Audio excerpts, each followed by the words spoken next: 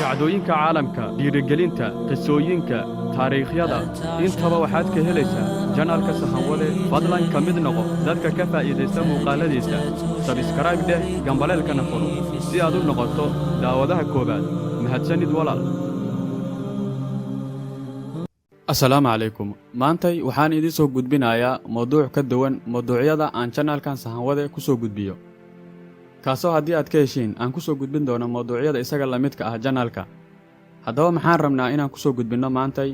Waxaan booqanaynaa dhankaas iyo haasaawaha ama jacaylka. 5 calaamadood oo lagu garto qofka aan jacayl dhab ah kuu qabin, oo beenta dhagaha kaaga afuufayo. Ragga keliya maahan, waa rag iyo dumarba. Sidee baan ku ogaan karaa qofkaas? Haddaba 5 astaamood haddii aad ku aragti qofkaas, wax jacayla kuuma hayo ee dan ayuu kaa leeyahay. qofka jacaylka aan kuu qabin bilowga hore lama garto, maxaa yeelay matalaadda aad ayuu u yaqaanaa. Waxa uu ku fiican yahay sida uu xeeladihiisa ku hirgeliyo si qofka gacantiisa ku jira uu u hanto. Waxa uu adeegsadaa taatikooyin kala duwan. Marka aad dareento in qofka aad wada socotaan uu yahay qof aan dhab kuu jeclayn, si gaara uga fiiri calaamadahan si aad u xaqiiqsato dhagartiisa ugana badbaado. Qodobka 1, qofka jacaylku ciyaarka ah aad ayuu u masayr kulul yahay. Way adag tahay inuu u dulqaato in shakhsiyaad kale uu kugu ag arko, maxaa yeelay waxa uu dareemayaa in dhibaato ay ku soo food leedahay. Saaxiibbo kuuma oggola, ma jecla inaad saaxiibbo cusub yeelato ama dhanka shaqada aad cid kula saaxiibto.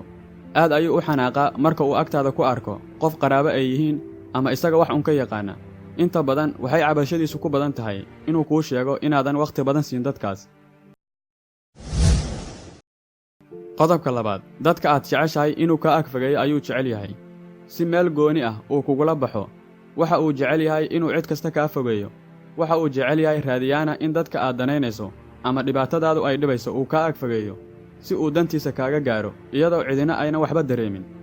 Qaraabadaada iyo saaxiibadaada warar aan wanaagsanayn oo sumcadil ah ayuu kaaga sheegaa si uu kaaga fogeeyo, adigana warar been ah ayuu kaa abuuraa si ay iyaguna kaaga fogaadaan.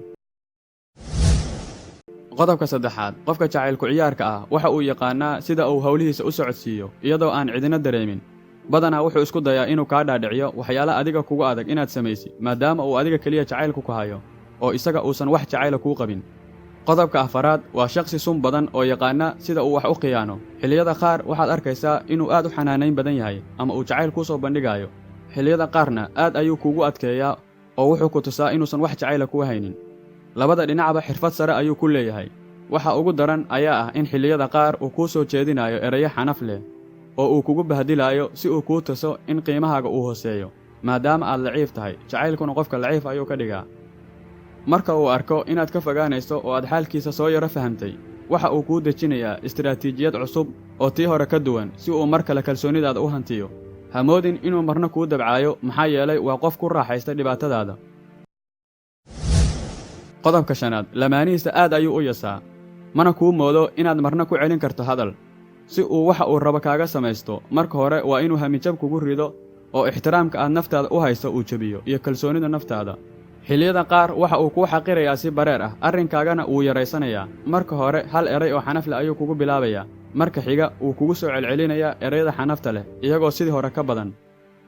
Wuxuu ku dareensiiyaa inaad dembiilo tahay. Dadka noocan oo kale ah waxay qofka ku qasbaan inuu qirto dembi uusan gelin. Waxa uu yaqaanaa istiraatiijiyad uu kaaga dhigi karo inaad adigu dembiilo tahay ama aad khaldan tahay.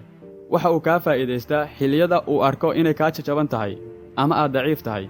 Hadalkaaga ayuu u isticmaali karaa inuu adiga kugu soo cesho oo uu kugu dilo. Si kastaba waxaa hubaal ah inaad kala garan karto qofka daacadda ah iyo qofka ku khiyaanaya ee dhibaatada kugu ah. Lagama yaabo qofku jecel inuu kaa hor istaago saaxiibadaada iyo dadka ku jecel, ama inuu dhibaato kuu geysto, maadaama uu og yahay xilli walba inaad qalbiga ka wada joogtaan. Waa marka uu si dhab ah kuu jecel yahay. Marnaba yaan lagugu khiyaanin jacayl been ah. Runtii jacaylku waa waxa ugu qaalisan oo la helo iyo waxa ugu xanuunka badan oo la waayo. Haddaba haddii aad ku aragto lamaanahaaga 5 astaamood, kuma jecla ee yuusan ku dhagrin, jacaylkiisuna waa been, maaha mid xaqiiqa. Waxaan filayaa inuu fiidiyowgan ku caawiyey. Fadlan haddii aad ka heshay like saar muuqaalka, kana mid noqo asxaabta ku xiran janaalka Sahanwade.